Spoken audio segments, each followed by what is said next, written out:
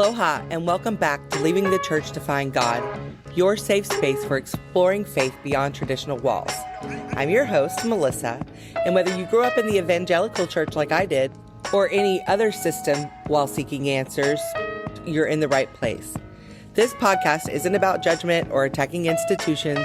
It's about honest conversations, diverse spiritual paths, and celebrating the unique journeys that we all take in search of meaning. We've all experienced indoctrination in some form, and here we explore how it shapes our understanding of ourselves and the divine. Each week, we'll dive into thought-provoking topics, share inspiring stories from guests and listeners like you, and offer tools and insights for navigating your own deconstruction journey. Remember, leaving the church doesn't mean leaving your faith. It's about finding your own authentic connection to something greater.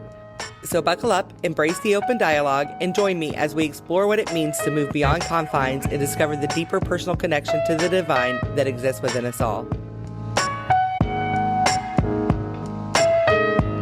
Aloha, God Pod. Welcome back to Leaving the Church to Find God. I am so happy to have you here today. We are diving into a topic that I get so many questions about. I can't tell you how many people ask me, how do I tell the difference between my intuition and my program beliefs? How do I know if it's just my mind or if it's real intuition? And I'm going to break it all down for you, like I always do. I'm going to make it really understandable what's the difference between the two. And I'm going to leave you with some tools on how you can tell the difference in the moment and how you can continue to further develop your intuition so that it just becomes like second nature to you. So thank you so much for being here, and let's dive in. Okay, so I want you to think about a time when you felt your inner knowing guiding you. Maybe it was a decision that just felt right and you couldn't explain why. Maybe it was a person that you met and you just for no reason, you just felt really a strong aversion to that person. That's your intuition at work. I always say if it goes into your head, it's probably not your intuition. If it came from a string of thoughts, it's not your intuition. When you have intuition, it's something that you feel. It's like an inner knowing that there's no question about. So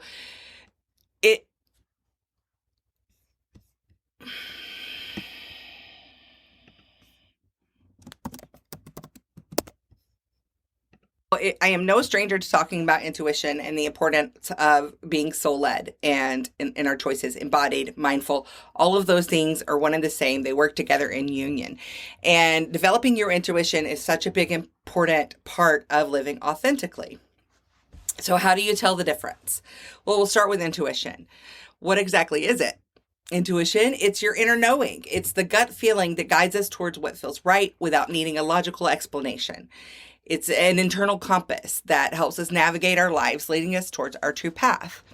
I love Dr. Tara Swart. I've been listening to a lot of her stuff on YouTube and other places.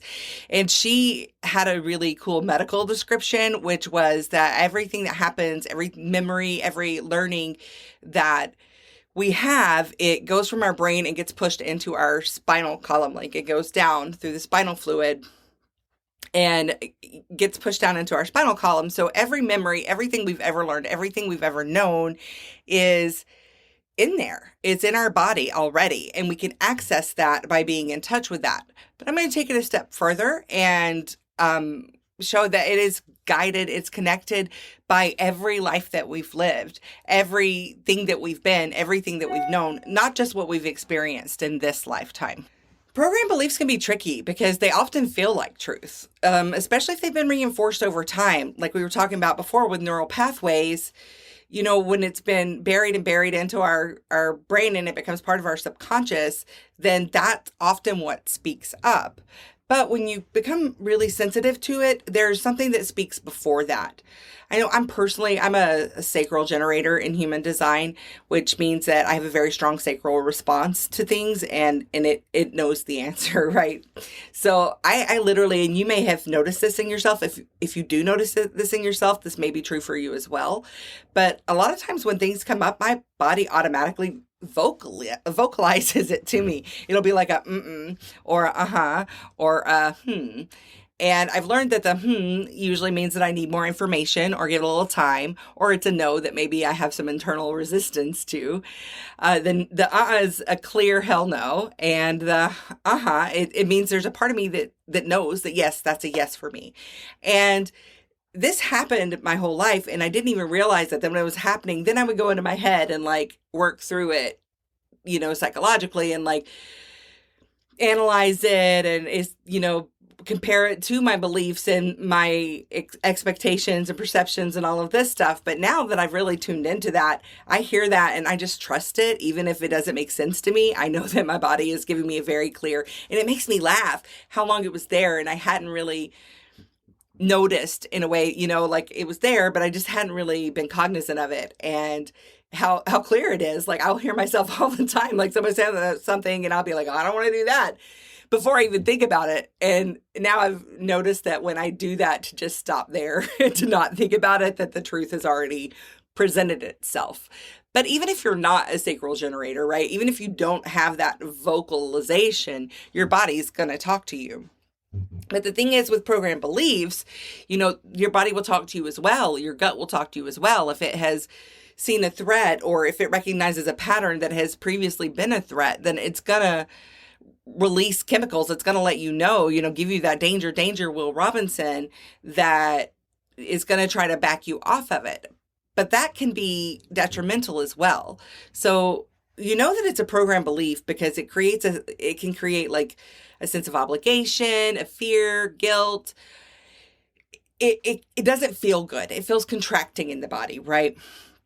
That's how like it's a program belief if you make a choice and it doesn't feel expansive, it doesn't bring you joy. For example, like you may have been taught that success requires sacrifice, or that you must always put others before yourself. Those beliefs can be so ingrained that they influence your decisions without you even realizing it. So I'm going to ask you this question, and I want you to just tune into your body and see what's the answer that comes through first. Do you have any beliefs that feel more like obligations than truths? What came through for you just then? Like if there was some information that came through when I asked that question, that there's answers in there for you. Follow that feeling, right? It's important to recognize these obligations because they might be holding you back from living your most authentic, joyful life, right? So it's so important to understand the difference between your intuition and these program beliefs. So how do you tell that difference? Again, intuition is gentle. It's an inner knowing. It's a quiet voice, and it nudges you in like a certain direction. I call it the nudge. When I feel a nudge, I follow the nudge, right? And it is again, it's very gentle. And I know like the Bible refers to this still small voice, and that's what it feels like. It's very still, it's not volatile in any way. It's not dependent on anything. It's just very still and quiet, and it's a very gentle nudge. And it feels expansive. It feels true. It feels like it's running through your veins as truth. So in contrast, like program beliefs are often loud and persistent. It's almost like a script that's playing over and over in your mind. Again, intuition feels expansive. It's liberating. And while program beliefs tend to feel restrictive or fear-based, when you're following your intuition, you often feel this sense of peace and confidence. But when you're acting from a program belief, you might feel some anxiety, some guilt. You may feel some pressure. And those are very quick, easy differences to check into. When you are making a choice or when you have a thought, how does it feel in your body? Does it feel expansive or does it feel contracting? And when I first started like really trusting and leaning on my intuition, that was how I started, was by asking myself, does this feel expansive or does it feel contracting? And if it feels expansive, then it's a yes. If it feels contracting, then it's a no. And now that I've been following that for quite some time, it's become even more clear, and I get very clear and direct answers. It's also opened up my channels to where I'm getting more communication from my guides, from my loved ones who are in my corner, even if they're not like still here in the physical, and from my own inner knowing. So if you're asking yourself, like, Why isn't it easier than that? And, there's no blame in here. It's just something that we all go through. And it's because we've suppressed it. We ignored it. We ignored it and ignored it and ignored it. And every time we ignored it, it got quieter and it took a little bit of a step back.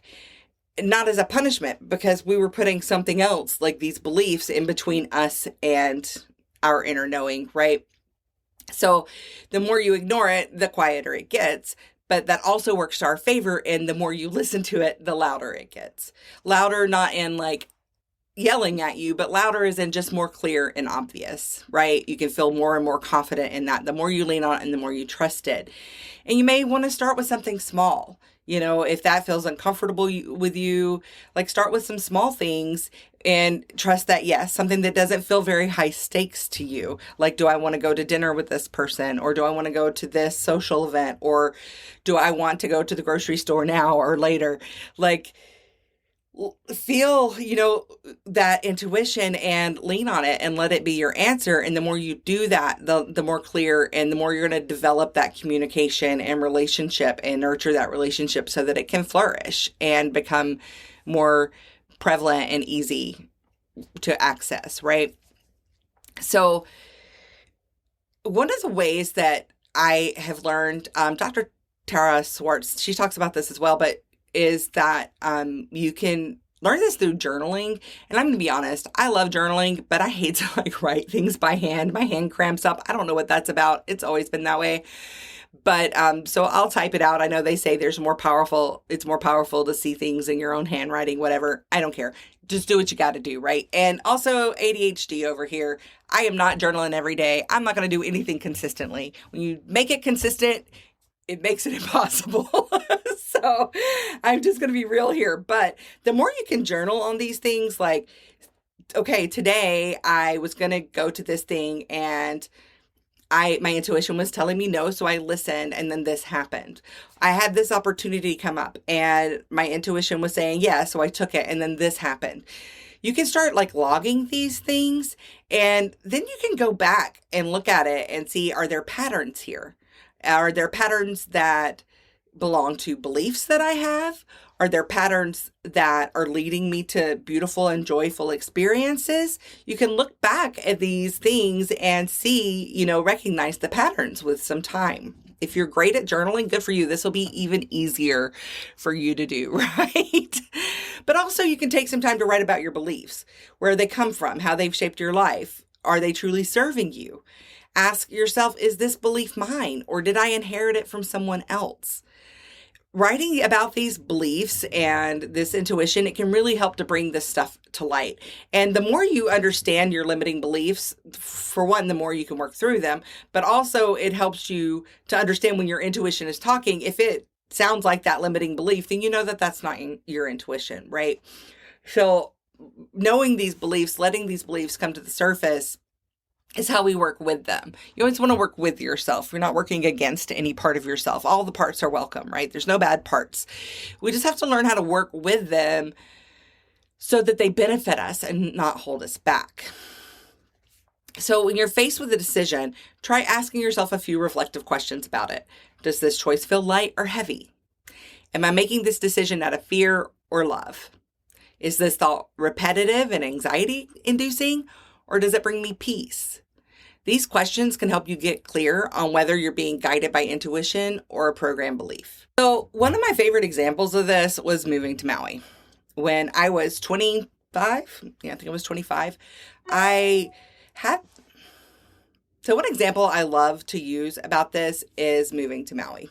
When I was 25, of course, you're like, yes, we all want to move to Maui, right? But this was some years ago. I've been here for 18 years now. Yes, I'm 43. Save you the math. But when I was 25, I was happy with my life. I was of service to people that I loved. I was of service to my community. I was working very successfully as a massage therapist. I owned my home. All the things that look like success, right? I had great friends. I had regular massage trades with my bestie at the time. I just had such a great thing going. But then there was this moment when I was cleaning my house one day. I was listening to Jack Johnson. But I really just think that that brought in the energy, like the Hawaii energy, right? But I was cleaning my house and I just had this idea, this thought of like, I want to move to Hawaii. Like, I don't know, there was no why behind it. It was just, I want to move to Hawaii. And later that day, my friend came over. We were doing a massage trade. And I was telling him, I was like, I don't know what it is, but something just makes me want to move to Hawaii. And he's like, well, why don't you? And I was like, well, I love my life here. I've got a good life. Like, why would I? And he was like, Melissa, you have a good life because you've created this life and you can create that anywhere you are. And when he said that, it was like a permission slip, right? It just clicked something inside of me that was like, and then I just said it right then. I was like, I'm going to move to Hawaii. And when I tell you, the next 10 months were like a blur. Like, I was moving to Hawaii, no thoughts about it. I was moving to Hawaii and I didn't know how. I've never been here. I didn't know a soul here. I didn't even know anybody who had been to Hawaii except like one chiropractor I had worked for once upon a time. And it came full circle because I remember he had a picture of him and his wife in our office with the parrots on their shoulders on Front Street. And every time I passed that man with the parrots on Front Street, rest in peace, Front Street. Luckily, the gentleman with the parrots survived the fires, and so did the parrots. But every time I would pass him, I would think of that and just have this like full circle moment. And it just always brought me so much joy. But the intuition in that, like, I didn't know why. I didn't want to be away from everybody I knew. I'm from a very enmeshed family where we don't go anywhere. We stay together. They still lay on the guilt about me living 6,000 miles away. They still haven't given up on me moving back. If you're listening, I love you all. I'm not coming back to Georgia except to visit. I'm not going to say never because the universe has a really fun sense of humor, but I don't see myself moving back to Georgia unless it's to visit. But so it was just like a knowing. And what's amazing and what has always been a shining example for me is that I didn't question it and everything just fell into place. I sold my place. I sold everything. I moved in with my grandparents for several months because it was really important to me. Like, they were both aging. My grandmother was suffering from Alzheimer's and needed a lot of care. So it was really important to me that I gave my contribution. I gave my contribution in bulk, right? I just went and solid, did everything I could to clean up, to help them in every way that I knew how, and to spend time with them because I knew that I would miss them. I've always been very close to my mom and papa, and I knew that leaving would be really hard. It was really hard to leave everyone, right? Well, I wasn't really leaving anyone. I was going to where I was being called, but also there was some, moving away from people that I really loved. But it all just fell into place. Like, I can't tell you, like, bam, bam, bam. And in the process, I discovered this amazing cellular rejuvenation therapy that I use still today. And it's like saved me from long COVID. We'll get more into that later. But I got connected with this amazing technology. I became the rep for the state of Hawaii. I moved here. I was making really good money. It just all fell into place. So easily. So much so that about 2 weeks before I was supposed to leave, I already had the plane ticket and everything. About 2 weeks before I was supposed to leave, I was at a friend's house and Google Earth had just been a thing, right? And we were on Google Earth and I was like, oh, well, let's look at Hawaii. Y'all may think this too, that Hawaii is close to California and Alaska. It's not at all. Because on a map and on the globe, that's kind of how it looks, right? But when I watched the little Google Earth go, whew, and go and go and go and go over all this ocean, and then go to this tiny little string of islands, I was like, holy crap, what am I doing? I'm moving across the earth. What is going on? But it was too late to turn back at that point, right? The decision had been made. But that has always been such a good example for me because had I thought about it, I wouldn't have come. I would have thought of all the reasons why it wouldn't have worked. I would have thought of all the reasons why it was wrong for my family while I couldn't leave my grandparents in their older years. And They lived my grandfather for another 10 years after, my grandfather for another 9 years after. Um, I would have stayed for that, Like I was concerned about missing my nieces and nephew growing up and my little brother who was very close to growing up. I may not have been there for all the birthdays, but I haven't missed anything. I know them all very well. I'm a part of their lives. They know me. They love me. We're all good. But all of those fears would have come up and would have stopped me, especially if I had seen it on Google Earth and known how far away I was going. Holy moly. But it turned out to be the best choice that I've ever made. And it was just this knowing. And then I looked back and I remembered, like, when I was in my early 20s, I almost joined the Air Force. Like, I took the ASVAB and the whole thing. And then I decided I didn't want to join the Air Force because I don't like people telling me what to do. So I was like, maybe this isn't the best fit for me. But I had wanted to join the Air Force so that I could live in Hawaii. And I had totally forgotten about that. And I found out many years later, many years later, that my mom and my aunt had also planned to move to Hawaii, and they both ended up getting married at very young ages instead and built their lives and their families in Georgia.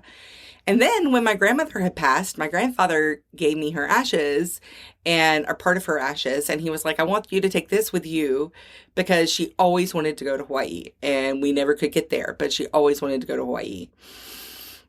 So then I realized, oh, this goes so much deeper than me. This is generational. This is something that needs to be healed in our lineage. There's something there for us.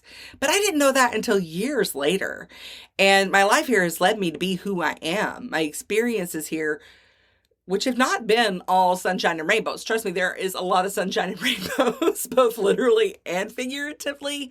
But it took a lot of growth, a lot of learning, a lot of breaking through limited beliefs, a lot of healing guilt and shame and indoctrination. It took a lot of naivety. I came from this very small community of people that I knew and trusted and was very sheltered from the real world. And when I got over here, where nobody was like church people and all of that stuff, and people were just doing whatever they wanted, it was like a huge wake-up call for me. And I didn't know who I could trust and who I couldn't trust. And it was a lot. It was a lot of learning.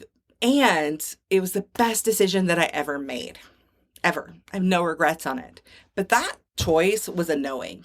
It was just like a yes. And when I said yes to it, I didn't have to, I did stuff, but I don't even remember what I did, because I was just showing up for what was in my face, and it was leading me exactly where I was supposed to be. It was such an amazing experience. I can't explain how quickly it all just fell into place and come together. And 10 months sounds like a lot, but it wasn't, because that was a lot to do and spend time with people and such. It wasn't a lot at all. And it was needed, and it all worked out exactly how it was meant to. So do you have an experience like that? Okay, maybe it's not, I picked up and moved across the world, but do you have an experience in your own life where you followed intuition? Like there was just a knowing and you didn't know why, but there was a knowing and you said yes to it? If so, like, how did that make you feel?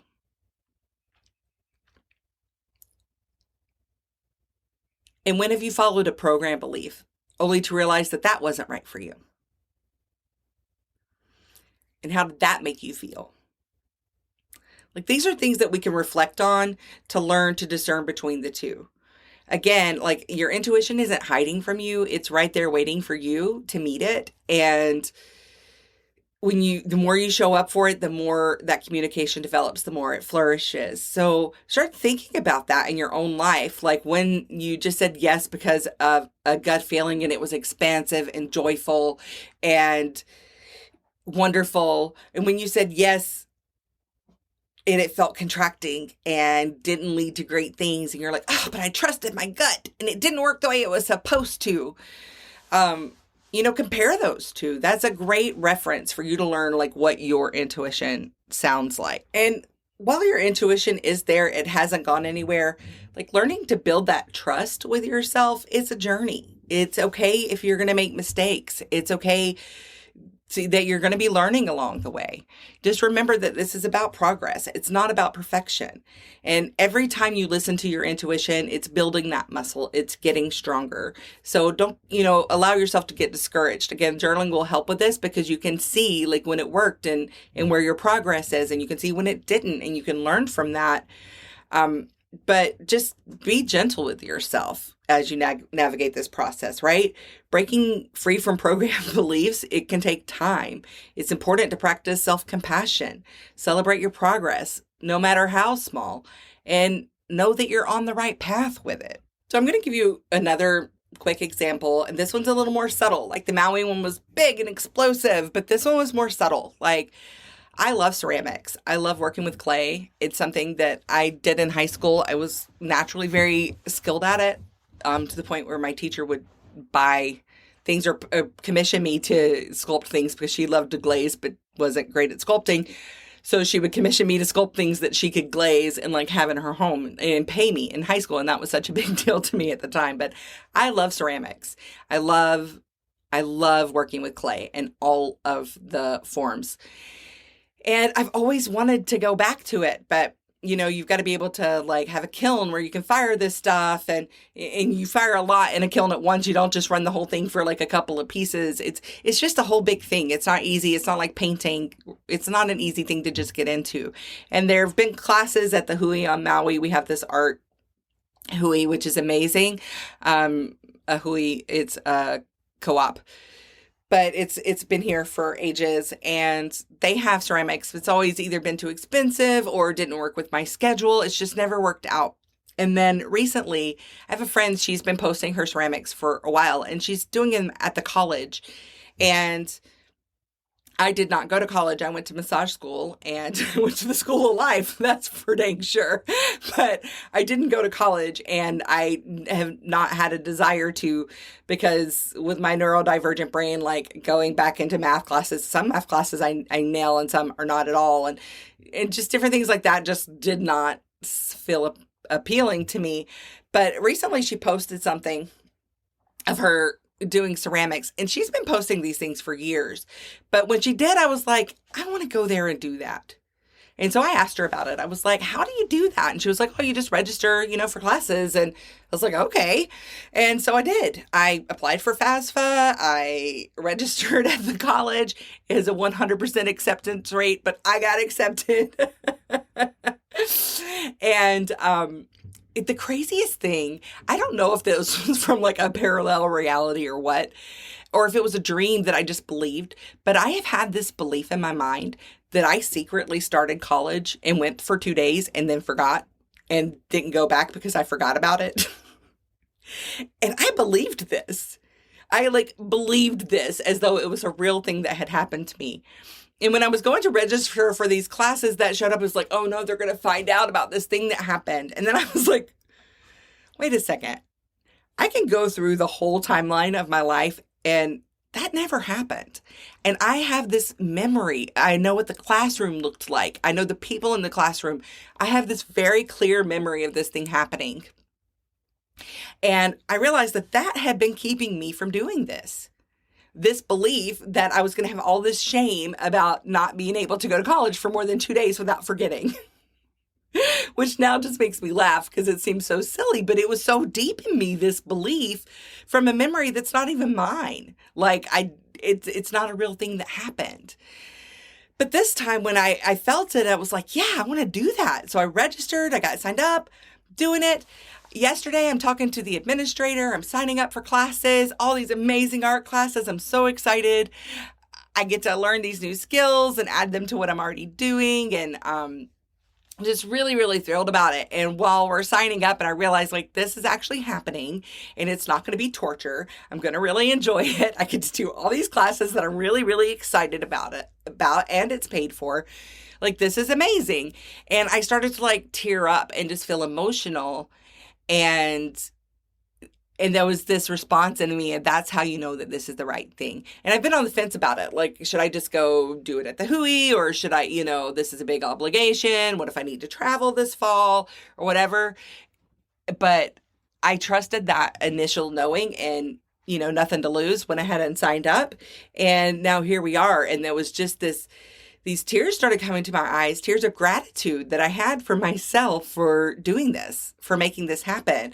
And it feels so good and joyful. And I got off the computer and just cried happy tears. It was just this relief and this expansiveness, right? So that's how I know it's the right thing. It's exactly what I'm supposed to be doing right now. And I trust the timing and I trust the schedule and I trust all of it to work out perfectly in my favor. And it's opening up other things to me, like I'm taking a videography class, which is going to help me be better at this, right? And help me do more of what I've been wanting to do on YouTube and with my vlog and stuff. So I'm learning all these other skills, like I'm taking ukulele, which is going to help me because I've tried ukulele in hula and I just need more discipline. I need more repetitiveness in order to keep it going. So having these classes, I'm going to get in there and I'm going to get really great at ukulele, which is great because I have these little songs and things that I'd like to create, but I need to be able to play them for myself. It's mostly comedy, but that just adds these skills that I needed and didn't put it together that I could go to college and get these skills and it not cost me an arm and a leg or whatever. I'm actually going to have money left over, which is going to help me because I really can use it right now. So, just following that nudge, right? When there was nothing to lose. And that's a great way to get started, right? Is start with things, again, where you've got nothing to lose. What am I going to eat? Where am I going to go? These little things that, will confirm for you that your intuition is working in your favor and give you more confidence and faith in relying on that as you move along. So I just want to help you to identify your limiting beliefs when this happens because, yes, you may say, okay, this is my intuition. This is a limited belief. But then what are you going to do with that limiting belief, right? So I'm going to give you the tools for that. Notice an emotional reaction. Pay attention to any feelings of fear, guilt, anxiety. Those are big red flags as far as limited beliefs are concerned. Then you ask yourself reflective questions about it. What is the worst thing that could happen if I followed my intuition? The thoughts that can arise will reveal underlying fears or beliefs, right? So then you identify any of these that are repetitive or persistent or that feel like shoulds or must, because those things are often rooted in limited beliefs, right? Explore family and cultural influences. Reflect on these beliefs or values that you have. And was this instilled to me by my family? Was this instilled to me from the church, from my culture? Does this belief truly align with who I am today? Challenge these beliefs, right? Listen for any negative self-talk or inner criticism that points to the limiting beliefs about worthiness or capability. Am I worthy of this much joy? Am I worthy of the reward that's going to come from this? For me, that I'm sure that was part of it for me, because I had this memory of forgetting to go to class, just forgetting about college until it was too late. So crazy that I actually believe that was real. But challenging this negative self-talk or inner criticism and ask it, where are you coming from? Look further into it. Is it true? What evidence do I have to support this belief? And a lot of times when you ask that, the evidence will come up are things that have happened in your past. And then you can look at them and see, this doesn't actually apply to where I am right now, right? This isn't, yes, that was true then, but this is now. And now there's an opportunity where it could work out really well for me. What if this could go exactly the way that I want it to? What if this could work out in my favor and give me more of what I'm desiring in my life, right? So challenging those negative beliefs, if it tells you that you're not worthy, if you feel like this lack of worthiness, then why? Why would I be born without the worthiness of living? That doesn't make any sense. I am worthy because I am. Remind yourself of your worthiness. And if that feels persistent and you believe that you're not worthy, then I invite you to find a therapist or a professional that can help you work through these traumas that these beliefs are coming from, right? Help you to deconstruct the indoctrination whatever it is that's causing this belief within you. And for those of us who grew up in the church, I can guarantee you there were some things implanted about unworthiness. We have been indoctrinated to believe that we're not worthy, that we have to earn everything, and that when God is displeased with us, we will suffer or be punished for it. So you got to challenge those thoughts and ask them where they came from. And a lot of times they kind of get in a corner and there's no answer. And then that's not true for me. And that doesn't mean that thought isn't going to come back. One thing I heard recently from Melanie Ann Layer, this coach I love to listen to because I've just grown so much from her inspirations and guidance. And she talks about it being like a staircase going up a tower that's all glass windows. And you're going around the spiral staircase and you think that you've worked through a limiting belief or an issue, and then you get past it, and then you're like sprinting up the stairs, and then there it is again. And you're like, oh my God, I'm back here. Why am I here again? Because it feels so familiar. But what you don't realize is every time you're working through that and sprinting up, you are moving to a different place. You are continually growing and gaining perspective. You can see it from higher now. You have a better view. You can look at this belief for what it is instead of it being brand new. Now you have some experience to add to it. And you're going to work your way through it, and you're going to run up that staircase, and then you're going to circle back to it again. And such is life. It's not going to end, but it gets easier, and you get more context and more information and more wisdom to use that to your advantage, right? To alchemize. I talk a lot about alchemizing energy, right? You can take this energy and alchemize it into something beautiful that works for you. Another one, again, is journaling. Write down these thoughts and feelings while you're assessing this. Is this a limited belief? While you are figuring out where the beliefs come from. And that can really help bring unconscious beliefs to the surface, making them easier to identify and challenge. So it's really, this may sound difficult, but just do it. Just do it. I journal for talking to my higher self, my highest self, often when I'm confused about something. You can literally just ask yourself a question and just start writing. Free writing. It doesn't have to make sense. You don't need to pay attention to grammar or punctuation. Just like brain dump it, like whatever comes out, and there's going to be valuable information there for you. I promise you that there's going to be valuable information there for you. So I'm going to give you a few more journal prompts that you can use for this. That'll help you identify these limiting beliefs, because the more you are aware of these limiting beliefs, the more you can tell, like, when you get an answer, if it's from a limiting belief or if it's your intuition. This just gives you more information to work with, right? So like, what beliefs do I hold about myself that might be limiting my potential? And then just write whatever comes through. When I consider following my intuition, what fears or doubts arise? Are there areas in my life where I feel stuck or resistant to change? What beliefs might be contributing to this? What did I learn about success, money, or happiness from my family or culture or church? How do these beliefs affect my decisions? Do I often feel the need to please others or seek approval? What beliefs might be driving this behavior? What are my shoulds and musts? Where did they come from? And do they truly serve me? What recurring patterns or challenges do I notice in my life? What beliefs might be at the root of these patterns? When have I ignored my intuition in the past? What beliefs led me to do so? And what were the consequences? What would my life look like if I trusted my intuition fully? What beliefs would I need to let go of to make that vision a reality? How do I talk to myself when I'm facing a decision? What beliefs are reflected in that self-talk? And how can I reframe them?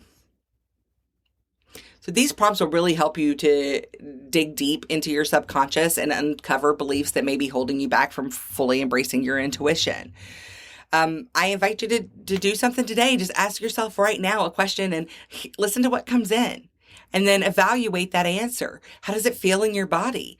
Where did it come from? Because when you start paying attention to these thoughts and these things, you can learn where they come from. And the more we trace these things in our body, the more we can really move them, because you can work on your mind. Again, it's that body, mind, spirit connection. You can work on your mind and you can work on your soul all you want, but if you're not listening to your body, it's all for naught, right? I'm not going to say there's not some benefit to it, but you're never going to get that full self actualization without using all three. And working with the somatics, finding these beliefs that are in our bodies and releasing them, working through them.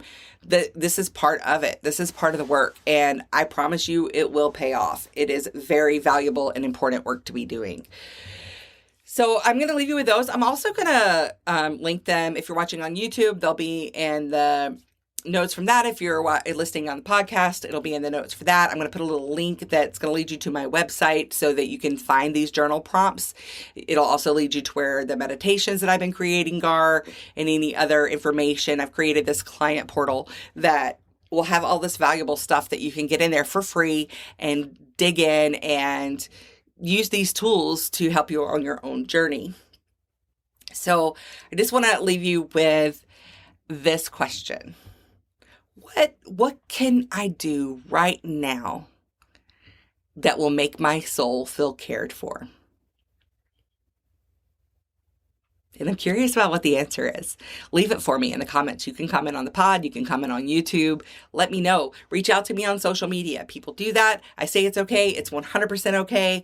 I will answer you. It's me. It's not a robot or another person. I am here for you. We're in this together. I also want to drop in for the last episode. I'd really like to do a Q&A. So if you have some questions, I did get one question in last week that I'm really excited about. I'm definitely going to include that in the Q&A. And if you have any questions about anything that we've talked about over this season, anything that we haven't talked about but you'd like to, anything that you have questions about, let me know. Send them to me on social. You can send them to me through the podcast. You could send them to me through YouTube. Anyway, through my website at Live Allow, Livealau. Allow stands for the alchemy of authenticity. You can find me there and leave me some questions that we can use for a question and answer at the end of the season. It's coming up. I said that it was going to be 25 episodes. It may be 26. We'll see what happens. But that just means that we only have like 4 or 5 episodes left of this season. And I just love having you here. I appreciate you being here. Thank you so much. Again, if you're on YouTube, don't forget to like and subscribe. It makes so much of a difference. If you're listening on the pod, whether it's Apple Podcasts or Spotify or any other podcast platform, you can go on the podcast page, hit that little plus button at the top, and that will subscribe you so you never miss an episode. While you're there, leave us a 5-star comment and help this get to more people. Thanks again for being here. Have a wonderful day. I love you and stay authentic. Thank you for joining me on this journey. If you enjoyed this episode, the best way to show your support is to subscribe wherever you listen to podcasts. Also, share your thoughts by leaving a 5-star review. It really helps more people to find this space. Want to go deeper? Head over to my website at leavingthechurchtofindgod.com. There, you can make a donation and make sure that we continue to have these conversations. No matter where you are on your spiritual journey, if you or someone you know would like to join the podcast and tell your story, please reach out to me on Instagram at authentically Melly. Remember, you're not alone on this journey. Keep exploring, keep asking questions, and keep finding your own unique connection to something greater. Until next time, stay authentic, stay open, and aloha.